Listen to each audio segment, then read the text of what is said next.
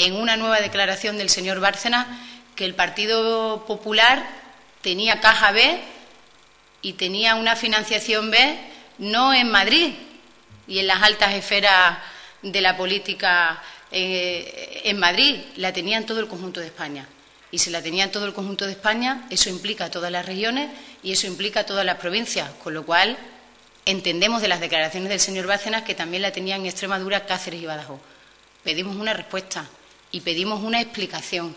Y hemos de recordar aquí una información que conocimos a través de un medio de comunicación regional de que ha habido en Extremadura, y pueden ustedes rescatar de la hemeroteca aquella información que publicaba un diario de esta región. Si ha habido en Extremadura congresos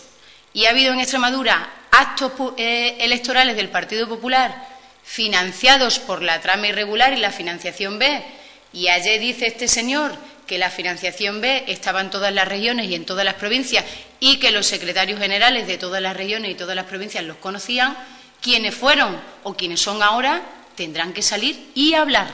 tendrán que salir y explicar. Y eso es lo que le pedimos los socialistas, que den la cara y que le expliquen a los ciudadanos qué hay de verdad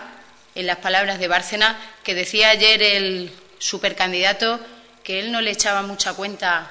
a las palabras de Bárcenas. Hombre, pues para no haberle echado mucha cuenta a las palabras de Bárcenas, lo han tenido 30 años a sueldo y nómina en el Partido Popular. Esto no es serio y podemos hacer muchas leyes de transparencia y podemos hacer muchas pantomimas y muchas fotos y muchas declaraciones institucionales. No es serio. La política es más seria y nosotros le pedimos que den explicaciones a los ciudadanos y que hagan una valoración de lo que dijo ayer el señor Bárcenas y qué hay de verdad y cómo eso está relacionado o no lo está en este caso con nuestra región y con Extremadura.